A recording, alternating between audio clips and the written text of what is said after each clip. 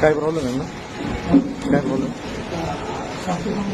हा साईट काय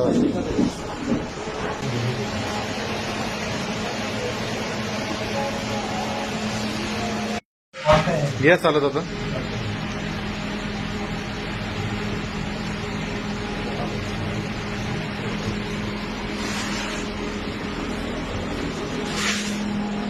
मग धरून आणलं होतं ना. आता चालता येतंय ना? येतंय बाबा चालतं आता.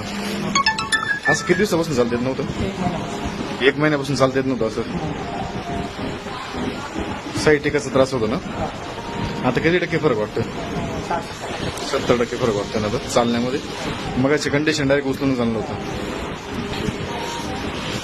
तुम्ही सगळ्यांनी बघितलं ना.